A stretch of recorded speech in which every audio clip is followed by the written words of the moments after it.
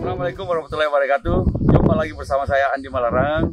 Kali ini saya berada di Turki, tepatnya di Efesus, sebuah peradaban kuno bahkan dari zaman sebelum Masehi. Kalau Anda lihat, Efesus ini adalah sebuah kota kuno yang sudah ada beberapa abad sebelum Masehi. Dan disinilah kita lihat memang peradaban dari Yunani yang membuka, tetapi kota Efesus itu sendiri sudah ada sejak sebelum peradaban Yunani itu sendiri, bahkan pada zaman kerajaan Hittite atau Hittite yang kemudian kira-kira sekitar abad ke-7 sampai abad ke-3 Masehi, yang kemudian belakangan menjadi pusat peradaban Yunani, lalu Romawi, lalu belakangan lagi juga pusat peradaban dari Seljuk, Ottoman, dan kemudian sekarang ini Turki adalah sebuah republik sekuler yang namanya baru saja berganti menjadi Turkiye. Nah, yang kita lihat adalah di sini adalah sebuah semacam teater yang digunakan untuk berbagai macam fungsi dari komunitas kota ini. Di sini mungkin pidato-pidato dilakukan dari para politisi-politisi zaman Romawi atau Yunani kuno. Di sini juga kita lihat pemukiman-pemukiman, tempat pemandian di sebelah sana. Di sebelah sini kita lihat ada pemukiman-pemukiman sampai ke ujung sana daerah pertanian, dan peradaban yang kita lihat pada hari ini sekarang sudah tinggal puing-puing. Tetapi dahulunya ini adalah sebuah kota mungkin pusat peragangan, pusat peradaban. Bagi saya adalah bahwa ternyata peradaban mungkin bisa bertahan 100, 200, 300 tahun atau bahkan 500 tahun, tapi suatu ketika dia akan runtuh karena berbagai macam hal. Nah, ini kita masih di Efesus dan kita lihat tulisan-tulisan Yunani kuno. Saya tidak bisa membacanya. Ya tahu sebenarnya Iba itu apa segala macam ada. Sorry, saya nggak bisa membaca bahasa Yunani. Tapi kita tahu alfabet itu bisa dibaca.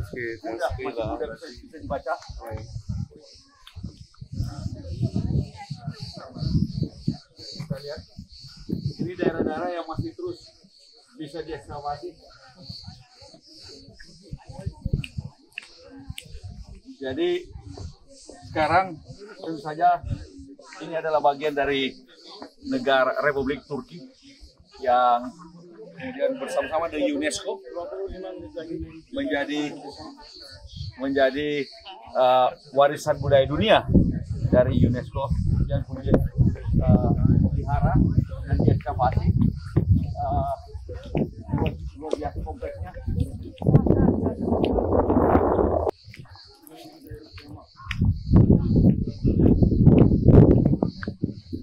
Kita lihat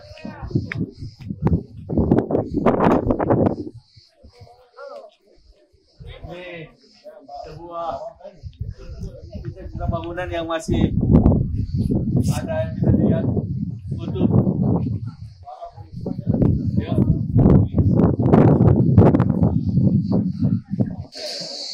Nah, kita lihat ini masih ada lagi sisa-sisa bangunan.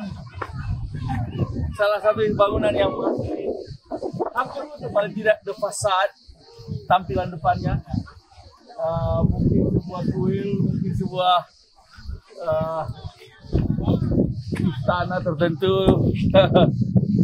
Yang jelas bahwa luar biasa. Masih ke sana juga masih ada bangunan di sebelah sana. Dan kalau kita lihat sampai yang tadi kita berdiri di sana, itu luar biasa besarnya. ke sana pun juga masih luar biasa besarnya. Dan sayangnya kita hanya bisa melihat sisa-sisa peradaban ini. Kota Efesus ini ternyata cukup luas. Kalau kita lihat terus, mari kita lihat pilar-pilar yang, dan ini wisatawan-wisatawan dari berbagai macam negara datang kemari untuk melihat peradaban kuno yang diperlihatkan di Efesus ini. Mari kita lihat Efesus selanjutnya. Ini dianggap semacam tiang-tiang Hercules, di mana dulu dimitoskan bahwa Hercules ada di daerah sini. Mari kita lihat. Come on, Mentari. Hati-hati. There you go.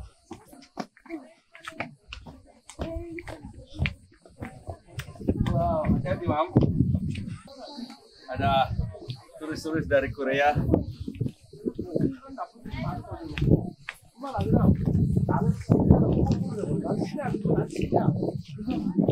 Kita lihat di situ. Ekskavasi sampai sekarang masih dilakukan karena ini masih juga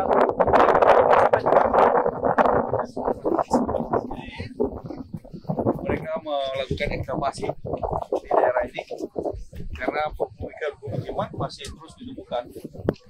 Mari kita lihat lanjut sini.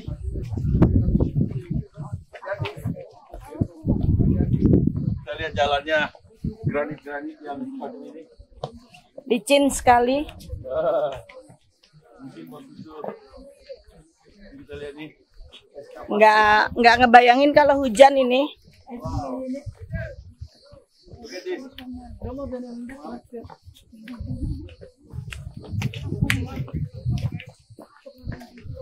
Wow. Oh.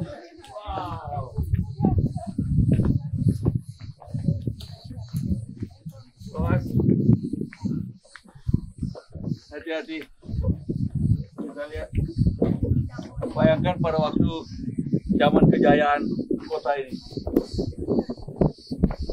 2000 tahun lebih sebelum 2000 tahun lebih yang lalu. Manusia sudah bisa membuat peradaban.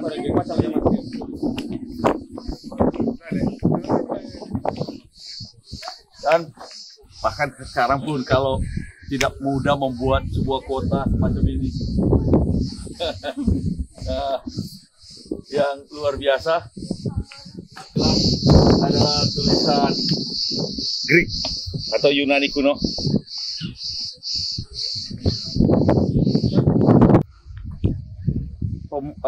Pemukiman atau kota Efesus ini sendiri baru digali, baru ditemukan kembali pada tahun 1800-an oleh arkeolog-arkeolog dari Inggris maupun dari Jerman yang kemudian menemukannya dan menggalinya sehingga bisa kita lihat sekarang ini. Nah, ini juga dulu adalah pusat pemukiman komunitas Kristen di Mediterania. Ini memang kalau kita lihat lalu lintas dari Palestina maupun ke Bizantium maupun juga ke Roma melewati daerah ini kalau lewat jalan darat.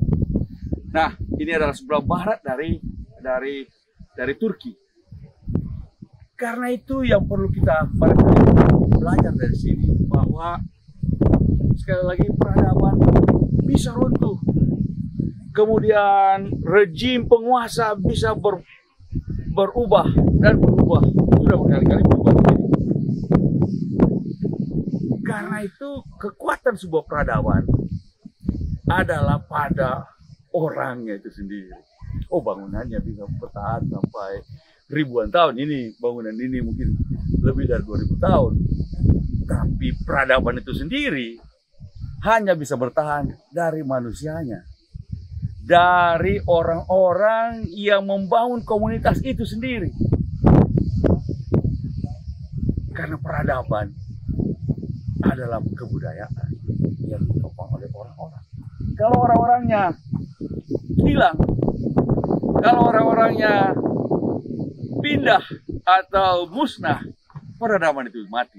mungkin meninggalkan puing-puing ini sebagai peringatan bagi kita semua. Yang saya ketahui, salah satu kenapa peradaban ini musnah, karena yang saya dengar adalah dari adanya earthquake atau gempa bumi yang dahsyat yang menghancurkan bangunan-bangunan ini.